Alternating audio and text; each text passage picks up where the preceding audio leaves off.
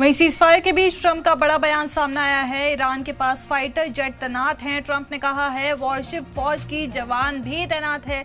जब तक समझौता नहीं होगा तैनाती रहेगी, समझौता नहीं तो फिर से हमले होंगे, ट्रंप ने कहा है। इस वक्त की बड़ी खबर आपको बता रहे हैं। ट्रंप ने यह भी कहा है कि अमेरिका इज बैक।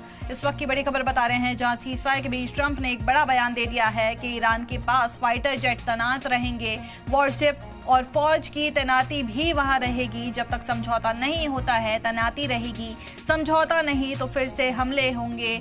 और वहीं अमेरिका इज बैक। बता दें कि अमेरिकी राष्ट्रपति ट्रंप ने ईरान के साथ जारी तनाव के बीच 2 हफ्ते का सीजफायर का ऐलान किया था, लेकिन साथ ही ईरान के पास अमेरिकी फाइटर जेट और सैन्य ताकत तैनात रखने की भी उन्होंने चेतावनी दी है। बता दें कि ट्रंप ने कहा है कि जब तेहरान सीजफायर समझौते का पालन नहीं करता तब तक अमेरिका जहाज, लड़ाकू विमान और सैन्य कर्मी ईरान के पास तैनात रहेंगे। बता दें कि ईरान को मिटा देने की धमकी के बाद महज 13 घंटे के अंदर ट्रंप ने पाकिस्तान से बातचीत के बाद सीजफायर का ऐलान कर दिया था, जिसके बाद ईरान ने 10 शर्तें रखी थी और अमेरिका ने उस पर बातचीत करने के लिए कहा था। शर्त में ईरान ने शांति के लिए शर्तें रखी थी और उसके बाद हॉर्मुज़ स्ट्रेट को भी पूरी तरह से खोलने का फैसला लिया था।